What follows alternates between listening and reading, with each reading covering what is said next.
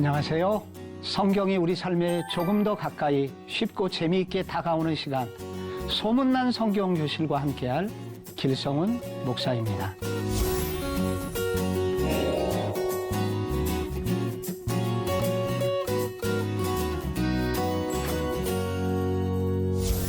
축구 선수들이 경기장에서 부딪히는 경우가 있습니다.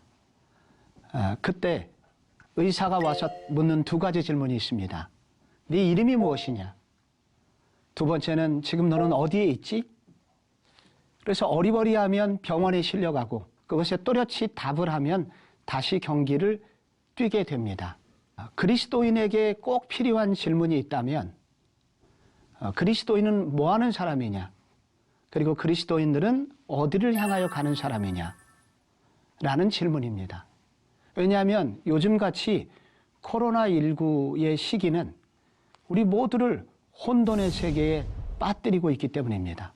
이 시기에 이런 질문은 참 중요한 질문입니다. 우리가 지금 창세기를 공부하고 있습니다. 그런데 창세기에는 매우 중요한 두 가지 질문이 있습니다.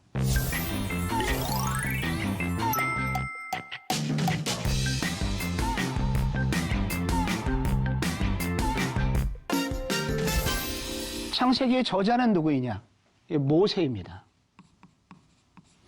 모세는 BC 1446년경에 출애굽을 했거든요.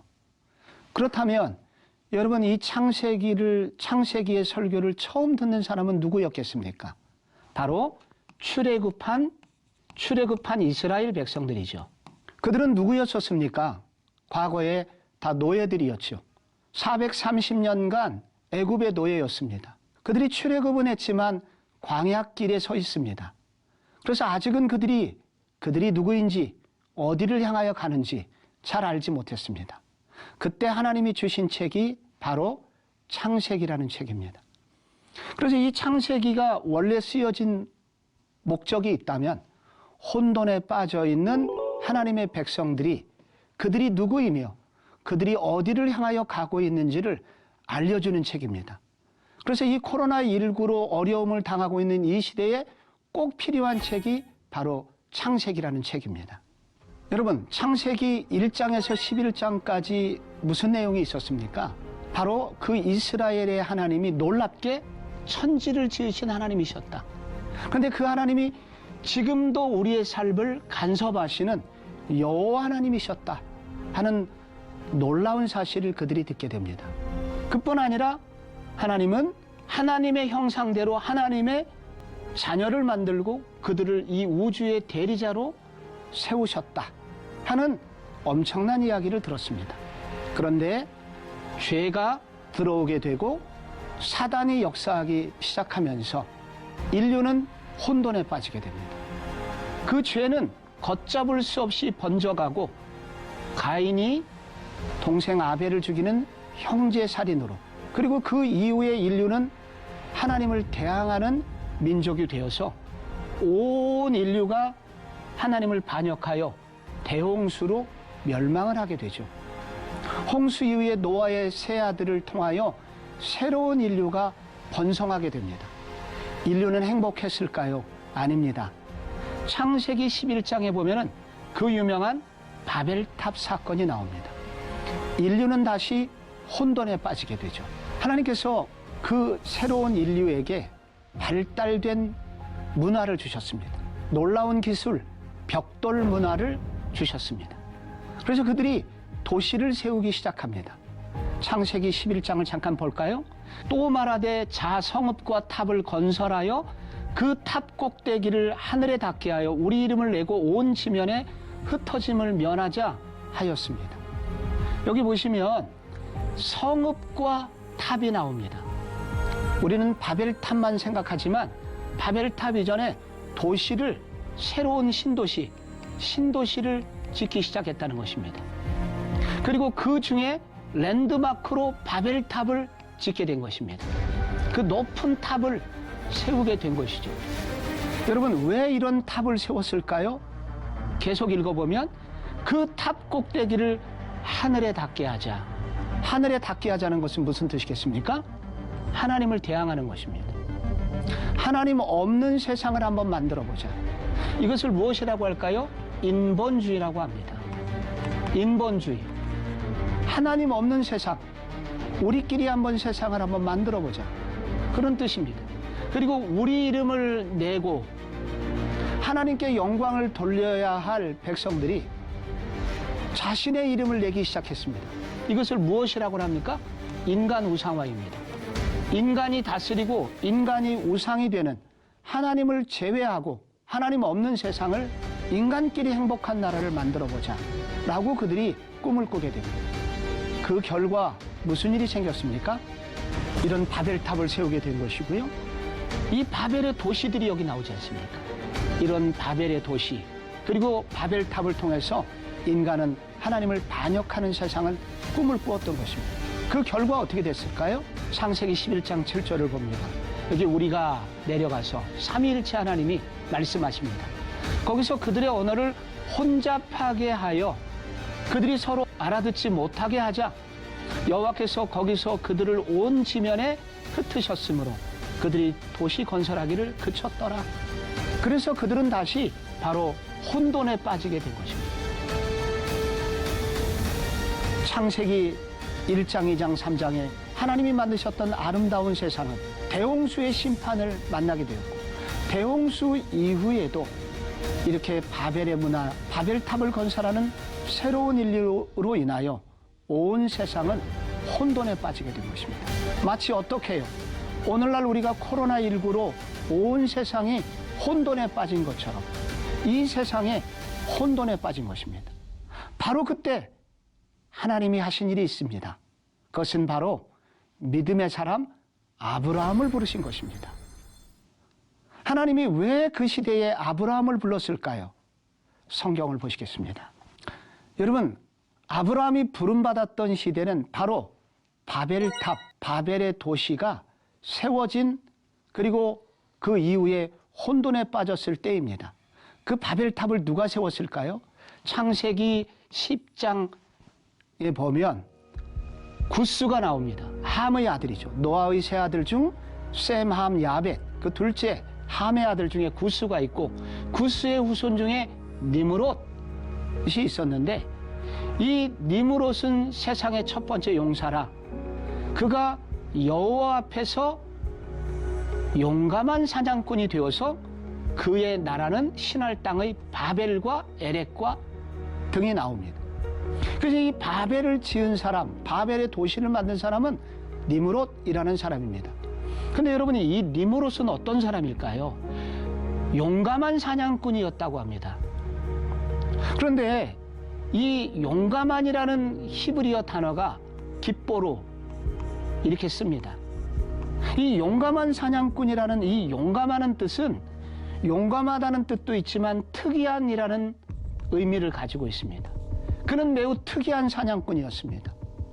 먼저 여호와 앞에서 특이한 사냥꾼이었습니다. 용감한 사냥꾼이었습니다. 하나님을 대항하는 사냥꾼이었다는 뜻입니다. 특이한 사냥꾼이라고 그랬습니다. 어떤 면에서 특이했을까요? 사냥꾼은 짐승을 사냥해야 사냥꾼인데, 이 니므롯은 사람을 사냥했습니다. 그래서 인류 최초의 인신매매범, 인류의 많은 사람들을 자신의 노예로 삼아서 자신의 왕국을 건설하려고 했던 사람입니다. 이집트에 가보면은 150m나 되는 거대한 산이 있습니다. 돌산이 있습니다. 그것은 정방형 2m 정도 되는 돌들이 깎여서 정교하게 피라미드가 올라가 있습니다. 그러나 거기에는 이런 주변에는 돌이 없어요. 어디서 운송해 왔을까요? 해변가에서, 산에서 수만 명, 수십만 명의 노예들이 죽어가면서 바로 그러한 도시를 건설했다는 흔적이 나오죠. 니므롯은 바로 그런 사람이었습니다.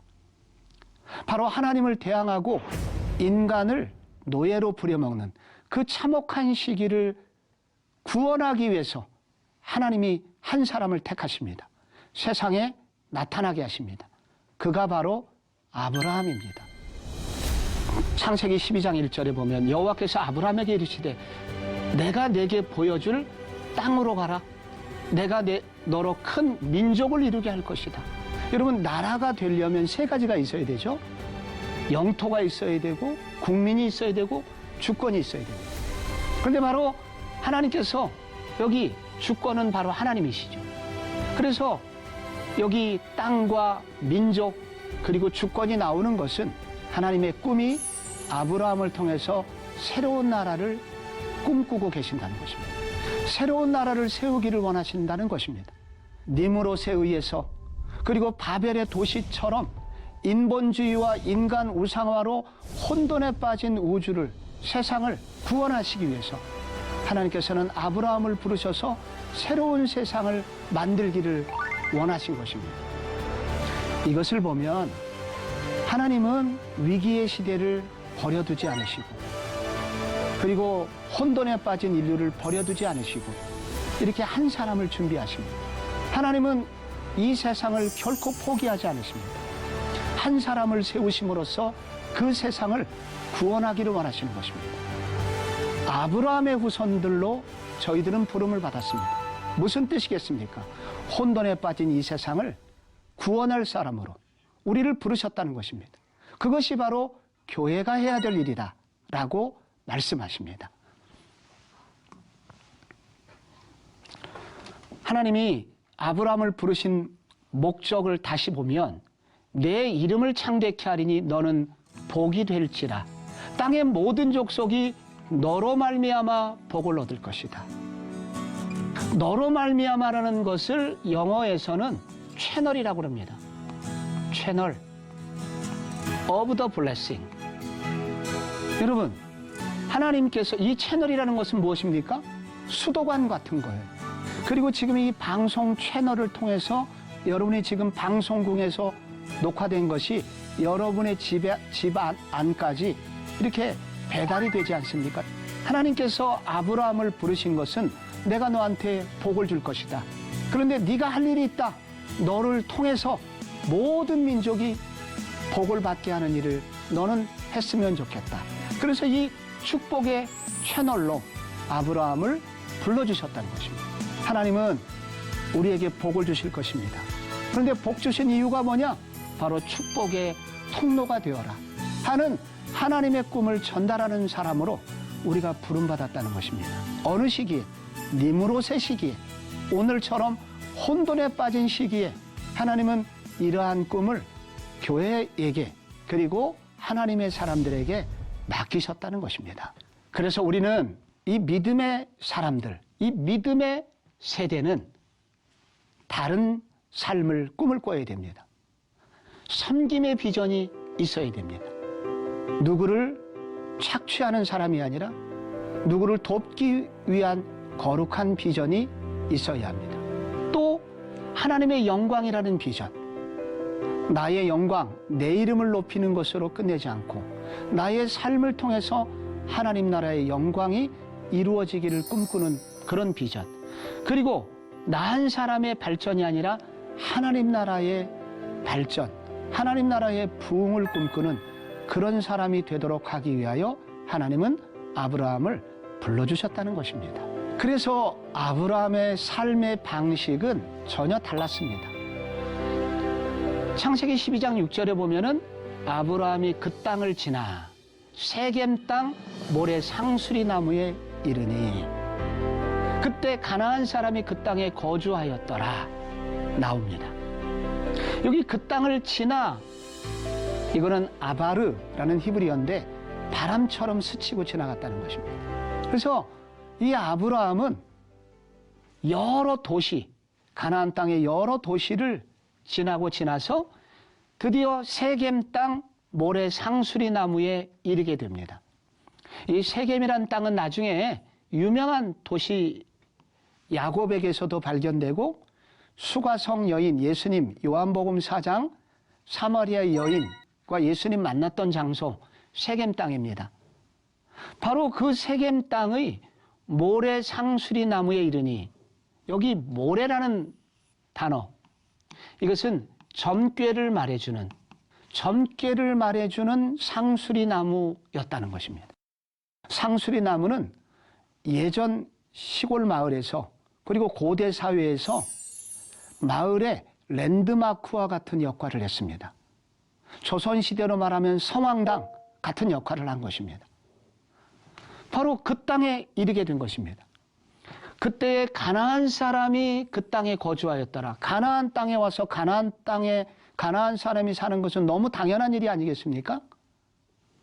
그런데 이 가나안 사람이 살았다는 것은 여러분 나중에 모세오경 뒤편에 보면 이 가나안 여호수아가 가나안 정복을 하게 되죠. 그런데 이 가나안 사람들은 우상을 섬기고 있었습니다. 바알이라는 우상을 섬기고 있었습니다. 바알 우상의 특징은 무엇입니까?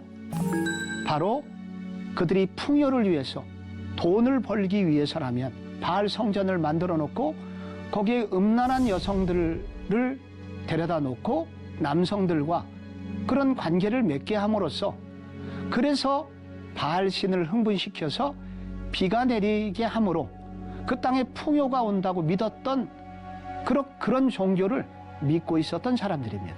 즉 가나안 사람이 있었다는 것은 하나님을 믿지 않는 사람들, 하나님과 정반대되는 신앙을 갖고 있었던 그런 사람들 속으로 아브라함이 들어가게 되었다는 것입니다. 그래서 아브라함은 그 땅에서 견디지 못했습니다. 여기도 떠나게 됩니다. 그 말은 그 땅에서 아브라함을 환영해 주는 사람이 없었습니다. 그래서 아브라함이 선택한 삶의 방식이 있습니다. 그것은 8절에 나옵니다.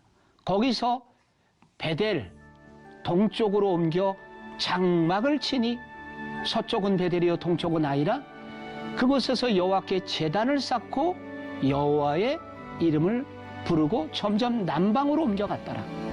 그 땅에서 환영받지 못해서 자꾸 이사를 하게 된 아브라함이 선택한 삶의 방식은 장막입니다. 이거 영어로 텐트라고 합니다. 텐트 생활을 시작한 거예요. 즉 나그네 생활을 하게 된 것입니다. 아브라함이 선택한 삶의 방식은 바로 유목민이었습니다. 유목민을 영어로 노마드라고 합니다. 바로 이 노마드의 삶, 떠돌이의 삶, 나그네의 삶을 살기로 선택하였습니다. 내가 이 세상이 전부가 아니라 바로 어떤 하나님이 부르시는 목표가 있다, 목적지가 있다고 그렇게 생각하고 아브라함은 가나안 땅에서 나그네로 살기로 작정을 합니다. 그리고 또 하나 한 일이 있습니다. 제단을 쌓고 예배를 드리게 되는 것입니다. 어떤 상황 속에서도 나는 하나님을 예배하는 사람이 될 것이다 라는 삶을 결단을 하게 됩니다. 아브라함이 왜 이와 같은 삶의 방식을 선택했을까요? 여러분 아브라함이 얼마나 부자였었습니까? 과거 그의 고향에서 얼마나 행복하게 잘 살았었습니까? 근데 왜 이렇게 불편한 삶을 선택했을까요? 그것은 히브리서에 나옵니다. 히브리서 11장에 보면 여러분 그런 말씀이 있습니다. 히브리서 11장 10절. 아브라함이 그렇게 한 이유는 하나님이 계획하시고 설계하신 성을 바라보았기 때문이다. 그는 바로 영원한 도성을 그는 바라보게 된 것입니다. 그래서 나그네로 살아도 부족함이 없었습니다. 그 땅에서 나그네 삶을 살기로 결심을 하게 된 것이죠. 아브라함은 나그네 삶을 살면서 그가 그곳에서 예배하는 삶을 살았습니다. 예배란 무엇일까요? 이방인이요 전혀 종교가 다른 바알신을 섬기는 가나안 사람들이 우글거리는 그 속에서 아브라함은 예배를 드렸습니다. 예배란 무엇인가? 곧 영적인 선포. 하나님이 이 땅의 주인이십니다 라고 선포하는 것이 예배입니다. 그는 예배를 선택했습니다. 예배를 드리기 시작했습니다. 여러분 그때 거기 8절에 보면 베델이라는 도시가 나옵니다. 그리고 거기서 장막을 치고 또 동쪽에 아이라는 그곳에서 여호와께 제단을 쌓고 여호와의 이름을 불렀다고 합니다. 여러분 이 베델이라는 곳 하면 여러분 떠오르는 사람이 있나요? 창세기 28장에 야곱이 외삼촌 집에 가다가 노숙자가 되었을 때 그가 처음으로 노숙을 하면서 하나님이 꿈에 나타나셔서 야곱에게 길을 보여주셨던 장소, 그것이 바로 베델이었습니다. 그래서 나중에 후손들이 이곳에 야곱의 환상을 보았고, 나중에 야곱의 후예들, 나중에 북이스라엘에 거대한 성전, 예배의 장소가 생기게 됩니다. 여러분, 아이성 하면 떠오르는 것이 무엇입니까?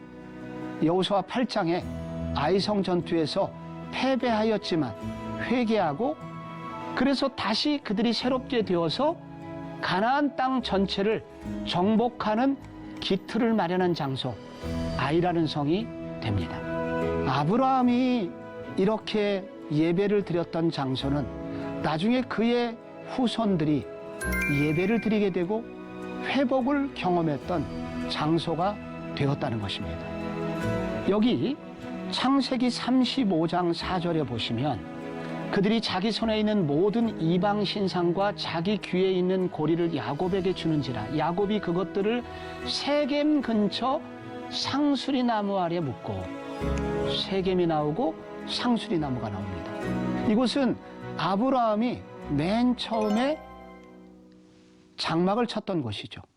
그런데 바로 창세기 35장, 야곱이 자기의 외동딸 디나가 성폭행으로 어려움을 당하고, 그리고 자기의 두 아들이 세겜의 족속들을 칼로 쳐서 도륙을 한 이후에 야곱의 일가는 갑자기 몰살의 위기를 당하게 됩니다.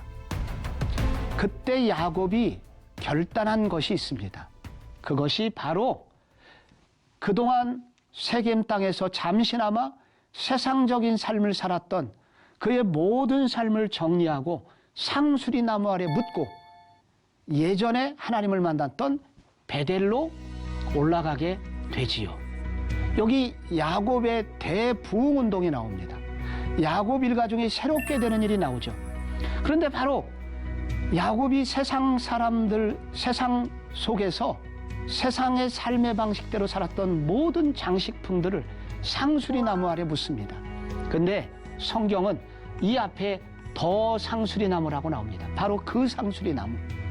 그 상수리 나무, 바로 아브라함이 맨 처음에 장막을 치고 예배를 드렸던 바로 그 장소. 그 장소가 나중에 그의 후손 야곱과 그의 후손들이 영적으로 새롭게 되고 부흥하는 장소가 되게 하였다는 것입니다. 아브라함의 예배는 아브라함으로 끝나지 않았습니다. 아브라함의 모든 후손들이 새롭게 되는 일, 그리고 변화되는 일, 그렇게 쓰임을 받게 된 것입니다. 여러분, 타이타닉이라는 영화를 보셨나요? 배가 막 가라앉는 중에 거기 바이올린 악단이 나옵니다. 그런데 그 악단이 연주했던 노래가 네 줄을 가까이 하게 함은 이었습니다. 그들은 그렇게 가라앉는 타이타닉 호에서도 마지막까지 희망을 주면서 사라집니다. 예수를 믿는 사람이란, 믿음의 사람이란 어떤 사람일까요? 우리가 어떤 사람인지, 그리고 우리가 믿는 하나님이 어떤 사람인 줄을 알고 이 하나님과 동행하는 삶을 살기 때문에 세상과 전혀 다른 삶, 혼돈에 빠진 세상 속에 노래를 줄 수 있고 희망을 줄 수 있고 꿈을 줄 수 있는 삶, 그런 삶이 믿음의 세대 아브라함의 후손들이다 라고 성경이 말하고 있습니다. 여러분, 오늘 어떻게 들으셨습니까? 오늘 제가 전해드린 성경 이야기가 유익하셨다면 소문을 많이 내주시고요. 더 궁금하신 사항이 있으면 유튜브 영상으로 올라가니 댓글도 남겨주시고 질문도 해주시면 성의껏 답변 드리겠습니다. 구독과 좋아요도 부탁드립니다. 다음 시간에는 아브라함의 우울증을 다루고자 합니다. 행복한 시간 되시고 다음 시간에 다시 뵙겠습니다.